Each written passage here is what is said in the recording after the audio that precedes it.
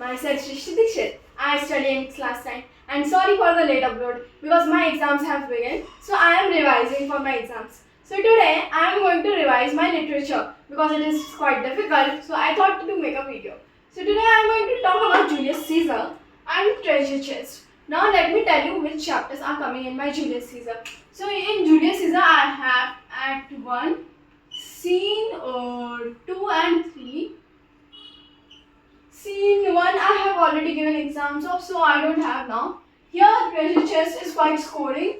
If you don't understand Julius Caesar, because Julius Caesar is quite difficult to understand and the language is being referred to as old language, which is written by Shakespeare. So like the language used are like old English. So we are not able to understand it properly and frame answers, as we have to frame answers in new English. So I am going to just tell you about brief in these, whereas I am going to tell detailed what questions will be coming in the proses which I am going to learn and poems. So today the proses are Oliver asks for more,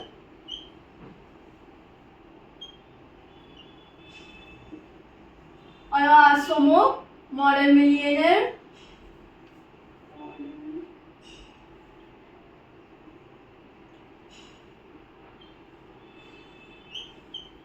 The Homecoming,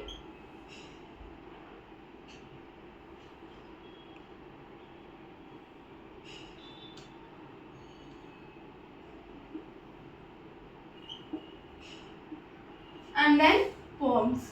The poems which I am going to have are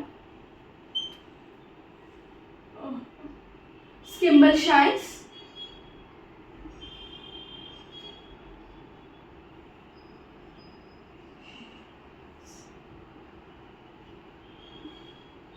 and Skimble Shines, I remember,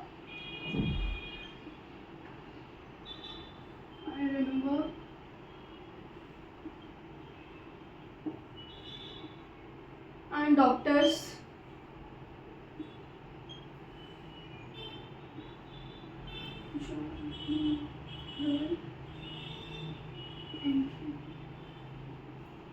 so as you can see here in treasure chest has more weightage as compared to Julius Caesar, which is quite difficult for us to understand. So here in Act 1, Scene 2 is actually happening where taking place where Caesar, the main character, is being told by a soothsayer, a person who sees prosthetic dreams or who decides fate of the people, telling him to be aware of Ides of March. Ides of March occurs after Feast of Lupercal, which is on 15th February, and Ides of March is on 15th March. So this is the important date which we have to remember. Here, soothsayer is telling about how Caesar might be facing dangers on the Ides of March. Ides of March is and here Caesar tells him as nuisance, but the irony is in further scenes Caesar dies on Ides of March.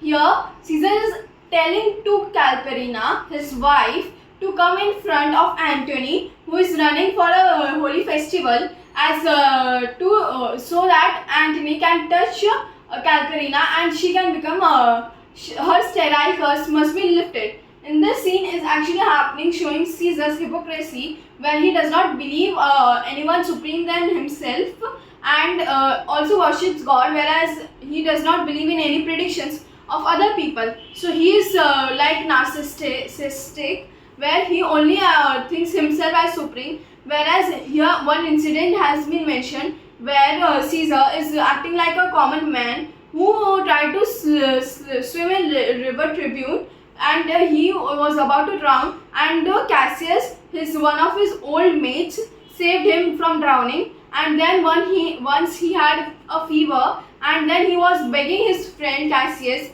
to bring him water or drink or medicine from river Tydnus. And then also one incident where Caesar was injured and was not able to fight in a war, whereas Cassius was able to. So Cassius mentioned him as God Coelenus, where the people of Rome are passing through between his legs as his slaves. So here Caesar is shown as a tyrant who is very ambitious about power, yet showing himself as a common man, making him a godly figure, which is very wrong. And in Act 3, here Act 1, Scene 3, here it is mentioned that Caesar's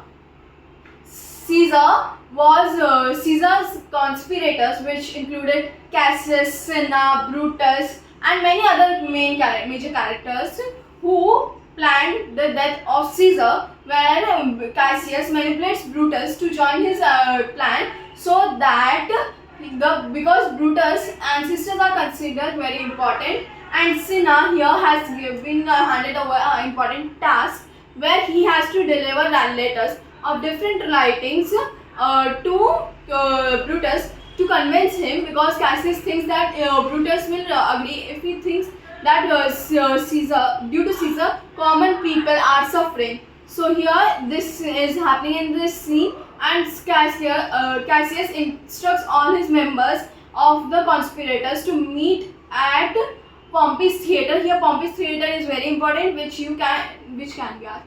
This was the entire summary which I told you. You have to read the textbook. Now let's go with Oliver Asks for More. It is very